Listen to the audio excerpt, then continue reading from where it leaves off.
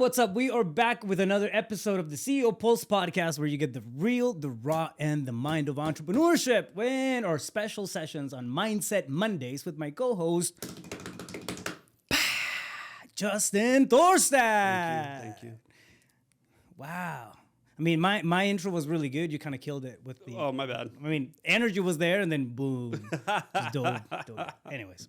Mindset Mondays, man. I get a lot of comments on the stuff that we're putting out there. And one of the things that kind of kept bubbling up recently has been the topic of blame. All right? Blame. And I'm not talking like blaming others. I'm talking about intrinsic blame. I'm talking about where are your... priorities at and where is your focus at and how are you interpreting that in terms of blame as to, how your results, are happening. For example, right now we have a lot of things that are changing, societal, things that are changing, maybe directly out of our control, right? However, we can still have an impact on the immediate environment that we're part of, right? Oh, totally, yeah. Yeah. Now, what I see, and I'll speak for myself on this, but what I see is most people choose to blame something outside of them for what's going on. And I think we can take back a lot of that power. So the topic for today is going to be blame. Cool. Yeah. I like this topic. Yeah. Yeah. Well, as a recovering blamer.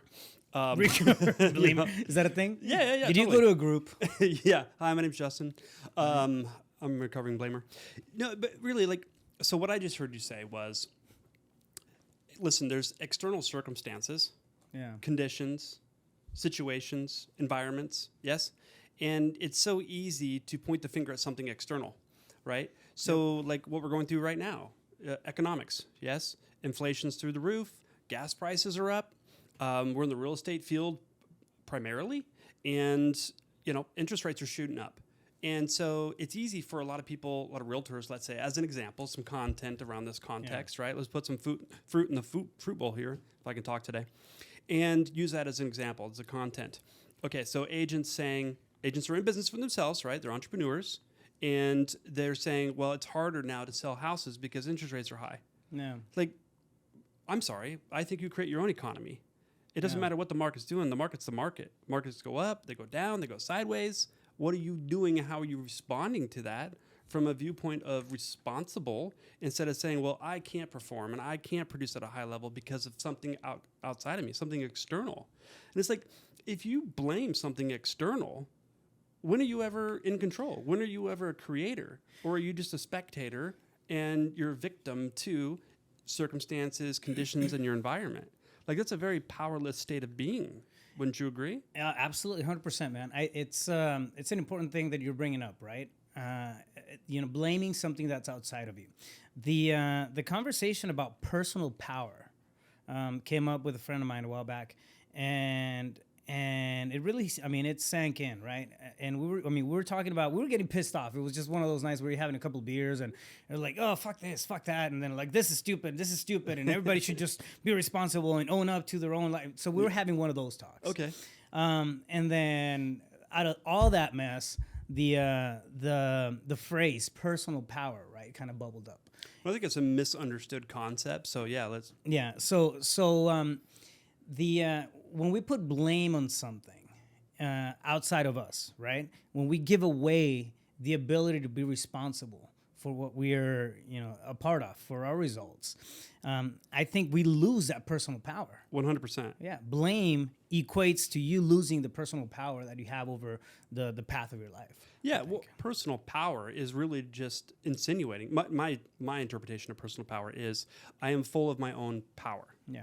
And to not be full of your own power, to not have personal power means you divest your power into external things. Yeah. So saying, well, it's the market's fault because interest rates are high and therefore buyer sales are slow, which isn't even true in my opinion. But to place the blame in something external means you're investing attention and therefore your power in something external. And now I am powerless over this. Yeah. It has control versus taking that power back, therefore that attention back on self and saying, okay, how can I be responsible for this? And I don't mean responsibility as in fault or blame. Yeah. I mean responsibility as the root word itself. Responsibility, the ability to respond. This is what is. Yeah. Let me drop my resistance to it, because if I drop my resistance to it, I'm no longer paying attention to being a victim to it. I take that power back, and now I have the ability through observation, through witness consciousness, to say, this is the environment, this is the reality. How can I respond to it? Well, and that's coming from a place of objective and full of your own personal power, because you're no longer giving it away to be victim to something external. Well, that too, and then I think we also have the when you drop that resistance to it, you have the opportunity to see opportunity within that mess, right? Totally, Otherwise, you can't. How can you shift your results, your life, your path if you're still stagnant on putting that blame on somebody else, putting that blame on outside elements, things just outside of you, and still expect to see opportunity. For example, right? I think it's one of the biggest things that entrepreneurs need to be aware of, right? That in every adversity, there's opportunity. There's a shift. There's something that moves, right? To fill in that gap. It may become a problem, right? But something else opened up. If you approach the world like that and set blame aside, I think the level of clarity that we can get to, oh my God, it becomes astronomical. Absolutely. Well, then you get to see reality for what it really is instead of through the lens of the victim, right? And so when something shifts, to be in resistance, the market's no longer the way it was, and I was successful with the old market, and now I'm victim because the market took away my success. Let's say as an example, yes? The economy, whatever it is. The key is to remember is what you resist persists. Yeah. And the reason that's true is because if I'm in resistance to this, that means attention is going to it. Yeah, that now becomes the object of my consciousness, of my attention. And where you place your attention is where you put your energy. And where you place your energy, that will begin to grow, expand, and multiply. And that's the law of polarity exists within that too, positive or negative. And so the first thing you would want to do is drop the resistance. Well, how do you do that? Very simple. Just let go. Just notice the internal struggle. All right, pump your brakes, homie. Just let go. Let it go. Okay, how? Let's walk me through that process. To let go, first of all, to have the awareness that I'm feeding victim attention to this thing. Yeah. Therefore, I'm giving my power to it. And so the only way for me to get my power back is to accept, surrender to it. And I don't mean surrender as in like give up or defeat. Yeah. Surrender is in accept it. This is what is. Reminds me of this is what is. Slowly, if I start to accept that and drop that energy comes back to me. Yeah. And through a process, whether that's meditation, reflection time, journaling, whatever your mechanism is, to get to a space of accept it. This is what is. I cannot change this, and why would I feed my attention to it? Instead, let me shift my attention to something forward-moving, something responsible. And I'm not able to affect change if I am in resistance. If I'm in resistance, that's all I'm going to get is more of that. Yeah. So drop the resistance, acceptance, let that shit go. Yeah. Now, how can I respond differently to my situation? That's objectivity. And that takes some conscious thought. That takes energy, that takes effort. And that's why people don't do it.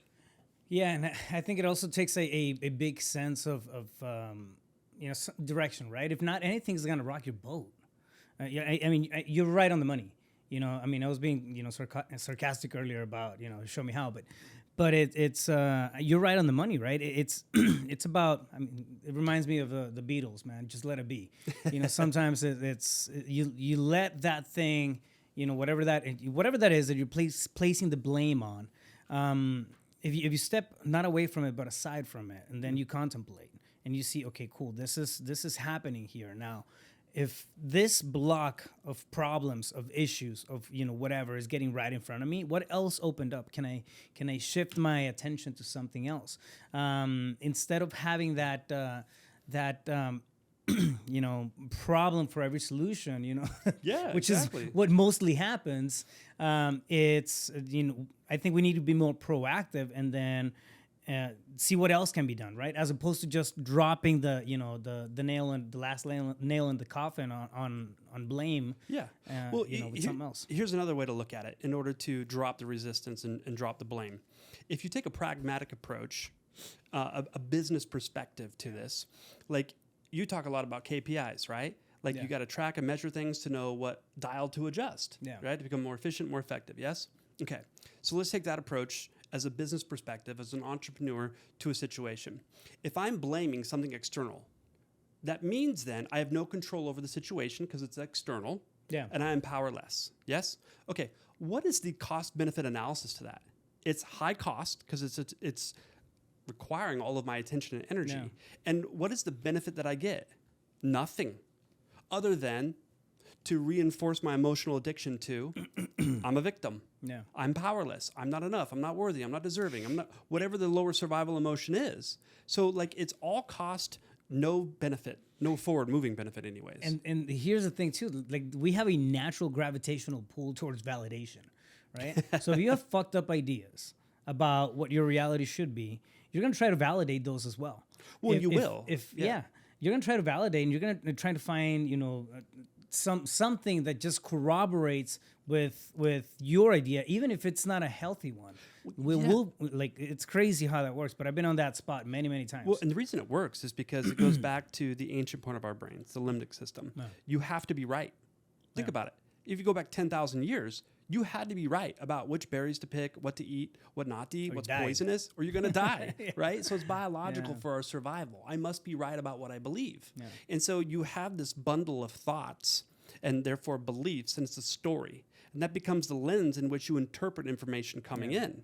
And so all other information that's not in alignment with the lens gets distorted or generalized or deleted, right? That's psychology 101. So then the point just becomes, okay, what's the lens in which I'm viewing this? And what's the story that creates that lens?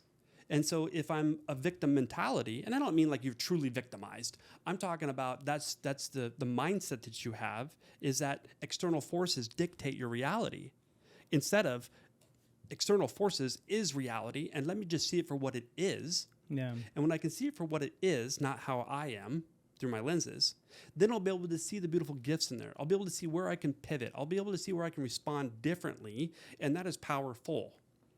So, what's your truth about who you are, what you are, how you serve? What's your mission? What's your purpose? Like, these are all truths to remind yourself.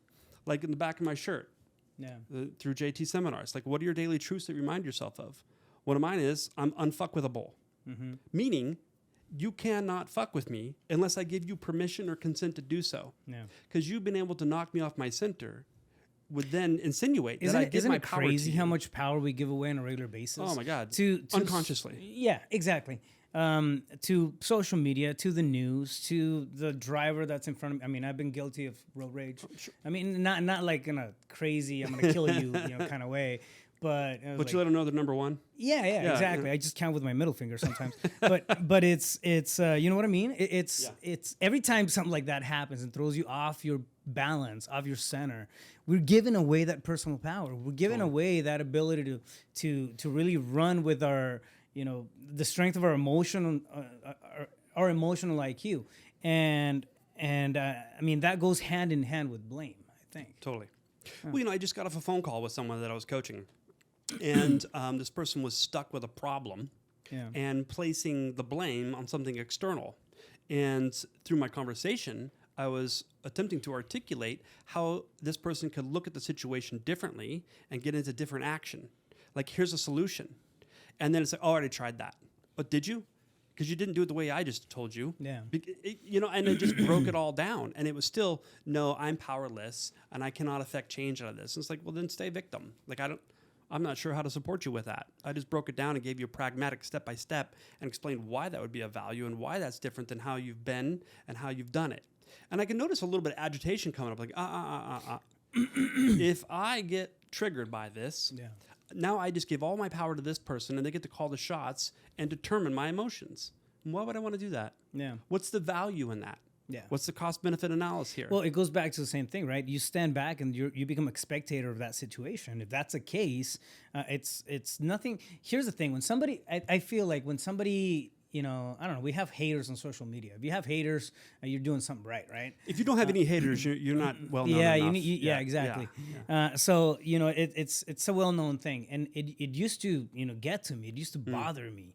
Like man, I'm doing things wrong, and it just like affect me emotionally, right? It's crazy. But it's people who they don't know you. Now the thing about that kind of thing is it's not.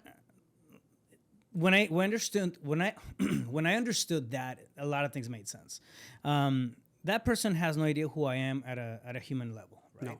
No. And I'm just using that as an example, right? But the same thing goes for everywhere else. The same thing goes for. I mean, yes, we have social media, but if you're talking relationships, if you're talking friendships, if you're talking, a lot of times, the reaction is happening just on that side, and then they're reacting to whatever thing is happening immediately in their environment, and then we just become that sounding board, right? Totally. And if you're a sounding board and you're giving a lot of power to that other situation that's happening that's outside of you, what happens to you? Like where's your your will to be you, right? Where's your truth? Yeah, and you won't even be there to have that awareness if you're giving your power away to that external thing. Yeah. That hater, for example. And besides, haters is a good thing too. Because a lot of people, entrepreneurs, don't want to get on social media, don't want to make videos because they're afraid of the criticism and the opinions and judgments of others. Yeah. It's like, great, wonderful. There is your bundle of beliefs, your belief systems playing out in action. You care more about the opinions and judgments of others than you do about the opinion and judgment you hold of yourself. Because if you cared more about the opinion and judgment of yourself, you'd be paying attention to that, and then you wouldn't be able to hear all the noise on the outside. You know what I mean? Yeah. Besides, when you got haters on social media, let's think about that for a minute. They don't know you. They probably misunderstood what you were articulating because they were interpreting the information you were giving through their lenses. Yeah. So their reaction that's negative in nature is likely a projection, which isn't even valid and has no place for you to give your attention to it. Exactly. However, it happens all the time, right? Like it happens. Just look at the news. Look at, I don't know, something does, something stupid on the other side of the world, and it just kind of, throws you off for 30 minutes. Like, how can people think like that? But again, like it comes back to giving that power away. The thing that blame does is it's exactly that. I think it's a point that I want to highlight, right? If your natural response is to point the blame at something else that's outside of you. And sometimes, I mean, just, legitimate stuff, right? Sometimes, I mean, I don't know, my head hurts or my arm hurts because it's broken, right? And like, okay, because of, whatever. But what I'm saying is if your natural default response is to just blame stuff right out of the gate, think about not necessarily, the concept of blame, but think about how it weakens you as a weakens your character. Absolutely. Right? Well, all parts of how are you giving away every time you blame something else, you're giving away your personal power. You're giving away your ability to feel right in that particular moment. Well, and you're giving away your ability to see the reality, what's unfolding, for what it really is. Yeah. Now, okay, so let's take it back, and I don't know, this might be redundant, but why do you think that a lot of people out there are wired, just naturally wired, default to blame stuff on? I mean, because I know a lot of people that will find a problem for every solution. A lot. Totally. Well, I think there's a lot of factors that go into that. I mean, this might be an unpopular opinion, but I don't care. No, it doesn't matter to me. Why are people hardwired to be victims? Well, I believe it stems from, more of the lower level of consciousness, self-awareness, that, we are divine beings having a human experience. We're not a body with a spirit. We are a spirit that has a body.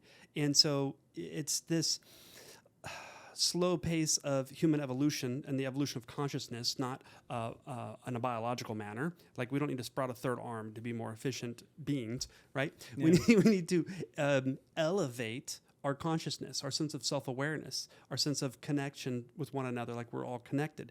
And so with that more primal state of consciousness, it's easier to say, okay, well, I'm this flesh puppet moving through time and space, and I need to get as many resources as I possibly can. And if I'm not able to, or something is taken from me, I'm a victim, and powerless. Like it's that scarcity mindset versus the abundance of there's plenty to go around. All my needs can be met and then some for everyone. Yeah. And that's just an involvement of consciousness.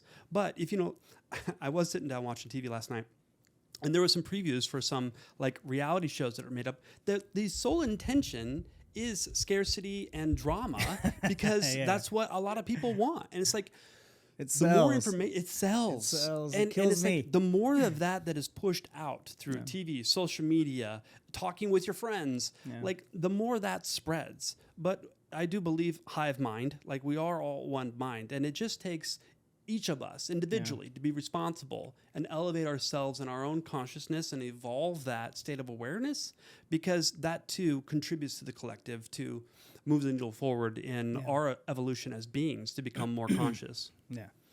I don't know if that answered your question, but yeah, well, yeah, to a degree, I think. But no, I agree with it. I do think that here's the thing, once you find your truth, and that can be, I mean, it's a big conceptualized, it seems esoteric idea, but it's not, right? Finding your truth, like what the fuck does that even mean, right? But once you find, I don't know, you call it your direction. Not even, I don't like to use the word purpose because I feel like that's heavy.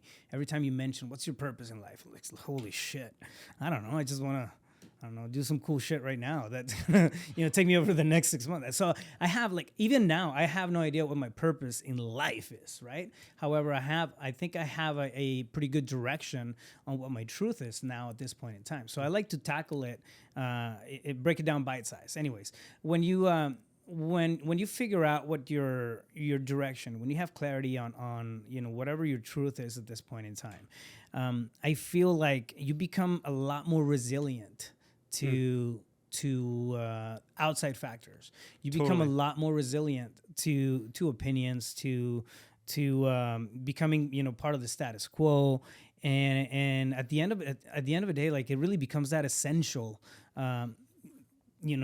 source of energy that's coming from within that's helping you push through all that noise, right? But yeah, I mean, there comes a point where you just don't, frankly, you don't give two shits about what's going on, or you don't give two shits about blaming it on somewhere else because you're focused on your path, you're focused on your truth. And I think it's a very, very, very powerful thing. Yeah, absolutely. Well, I mean, let's just be honest. Life can be really fucking hard. Yeah. It can be a challenge, and it is at times. Death of a loved one, the economy collapse, all kinds of external forces that you have zero control over. And so when you know your truths, and I do have a purpose, so I know my truths, I have assigned a purpose, I create a mission around that about how I'm going to move the needle forward to fulfill my purpose, and then a vision of what the end result looks like. Like it's a sequential order of thought to say that again, break it down again. Ooh, things just are said. I know my truths, so I have several of them that I've written down. I'm unfuckwithable. I never let myself down. Yep, you mentioned a do. train of thought, like a sequential train of thought. Yeah. How do you get to when that? I know those truths, now I assign a purpose to my life. Yeah. And I just believe that your purpose is something that you identify, that you create based on your pain points. Yeah. So if you look in your past and your pain points, like what are some of those things that you have transcended or you desire to, and that becomes a purpose. Yeah. You know what I mean? Like my purpose in life is to move the needle forward to help shift the collective consciousness a little bit more towards heaven on earth and less hell. And so my mission with that is to create large organizations that empower others to experience a life of liberty. Mm-hmm. And that would mean then you'd have to be liberated from your self-imposed limitations so that as within, so without, you can go create your external reality of liberty. Yeah. Meaning you have enough time to do what you want to do and enough money to be able to support that vision. And so what do you want to create with that life that you're identifying? Yeah, I love it, man. Now, let me ask you this. As you were growing and developing yourself, right? Because it's a constant process. It's never ending. But you start, in this personal growth journey, and then you start realizing things, and then you start kind of breaking one shell and then breaking the next. I like that analogy from Shrek. Like we're like onions, right? Like you start peeling away layers, and eventually you get to this core. But it's I think it's very true when it comes to how we approach growth. Now, to me, I remember being pissed off a lot when I was blaming stuff on factors outside of me. Gradually, I started to, take more responsibility for what my situation was. And this is me trying to build businesses, and this is me trying to, just, claw my way through the next, venture or dollar, or whatever. And and I would like, it was a thing, like, oh, that would have happened if it wasn't because of this. That would have happened if it wasn't because of that. And I remember like being, and not that I don't do it. We have default wirings. Sometimes you go back to it. It doesn't mean that it erases from your being. Yeah. It just means that you're aware of it, and then you can get out of that space quickly, right? But you'll experience a new level of it. Exactly. And then, I remember every time I blamed something on something else, my energy levels dropped. I'd be pissed off for the rest of the day. And it's not just, it was more of an scapegoat for my results when I was blaming something on something else. Absolutely. As opposed to saying, okay, fuck, it is what it is, right? Yeah. I'm going to let that be. It didn't pan out the way that I was. It doesn't matter how it happened. It happened. What can I do about it? Yeah. And then just, laying down that, steel curtain in between me and that sense of or that need to blame something else outside of me. Well, I've noticed a lot of people that have that victim mentality, that perspective, that external blame, there really is a benefit they get from it. It's not the benefit they truly desire, but it's still a benefit. And it's this: if I get to blame everything and it's not my fault, it's because of that, it's because of this situation, that person, this thing, really, then now you get to go do what with that information? Go spread it with everyone that'll hear you, and give you sympathy, attention, connection, attention, love, connection, right? So there's a payoff to it. Now, the end result is you're still miserable, low energy, victim, and in that lower state, you're experiencing lower survival emotions. Yeah. And you've got to understand that there's like no separation between your emotional state and your biology. Oh, yeah. So now it just starts bringing you down, knocking your sympathetic, parasympathetic nervous system out of balance. You're no longer in homeostasis. You're in a state of disease, and now you're headed for your genetic destiny. So, people still get love, connection, support, attention by being victim. Yet when you're able to take that power back and you can operate from a place of personal power, you know your truths, you have a purpose, a mission, and a vision. Like, you don't need that kind of love and connection. You're going to be attracting more people that are vibrationally in alignment with you. And that's called a community. That's called a tribe. That's called like this organism of people, a hive mind, that can move forward and create more heaven on earth. You know what I mean? So you just got to pick one, but choose wisely. Yeah. I think it's one of those things when you jump into it, it's very hard to look back. You can't unsee that. You can't unsee it, right? Yeah, when you jump into that newfound sense of responsibility, that newfound sense of personal power, and you understand that you have the ability to many degrees to shape the path of your life. It's ownership. It's taking ownership. That can be fucking scary. It can be a scary thing, right? Yeah, like, holy, so you're telling me that whatever happens in my life, it's not due to the economical crisis. If I fail financially, I can't blame it on the economical crisis. Like, no. If I fail in relationships, and I can't blame it on somebody else being jacked up. Like, no. If I fail at in a professional level, I can't blame it on school and the stuff they teach me. No. There's books for that. Like, you can go grow. Yeah, exactly. Grow at your own pace. So understanding that can be scary, right? Because you almost feel like you disconnected from this big mass of just, I don't know. It's it's like a big warm blanket on a cold winter day. That blame. Morpheus mass of just, status quo that's going around everywhere. And then when you disconnect from that, you almost become the black sheep. Totally. People will call you crazy. Then people will not believe. Then people will say, well, what's going on? And then if you stay consistent with things, eventually people will ask you, like, how the fuck do you do it? Oh, yeah, totally. Especially when they can see through their five senses your tangible results that are so much more elevated than who you were and what you had and what you did and how you served. You know what I'm saying? 100%, bro. And I think it all starts with leaving blame aside. If blaming something, just catch yourself, right? Like, this is just a comment for anybody listening. Just catch yourself. If your first reaction, or second or third, I don't care what kind of reaction, if it's a reaction, period, is to blame something that's happening into, well, it's because of this. Well, it's because of that. Catch yourself in that moment. Catch yourself in that moment and ask yourself, right? How can I take back that power that I just gave away? Well, so here's the thing. And ponder, like, how is that subconscious reaction, happening all the time, and how is it impacting your life, right? Yeah, in a negative way. Absolutely. And so the thing that I remind myself of is that my reactions are primal. Yeah. My responses are conscious. And so you just got to notice the quick thing that wants to fall out of your mouth, that energy of frustration, anger, resentment, whatever. Catch it, notice it. Yeah. Don't suppress it. Don't express it right away. Catch it for a minute. Become back present in this moment so that you can see it for what it is. And now respond through consciousness, through awareness of really what the situation is, instead of, that reaction was through my old lenses of that programming of, let's say, victim and blame. Right? Yep. And so, it can be heavy to take ultimate ownership of you and your reality. Yeah. However, but it's so liberating, bro. It is the path. It is the way.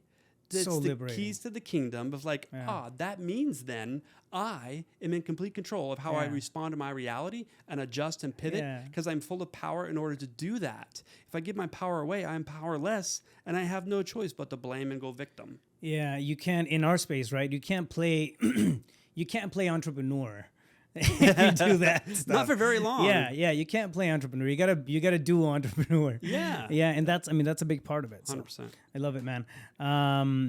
Good chat. Yeah, man. Good chat. I love that. Off the cuff. I think it was a great topic. Loved it. If somebody wants to get a hold of you, Justin, where do they go? Yeah, JustinThorstad.com. Thorstad's THORSTAD. Plenty of things on there. Social media, of course, and my cell phone number, 602-348-8534. Love it. Do it every time. Crazy. And if you want to find me anywhere, you can find me at Rafael Cortez, CEO, on all social media. I'm pretty active on IG and all the channels.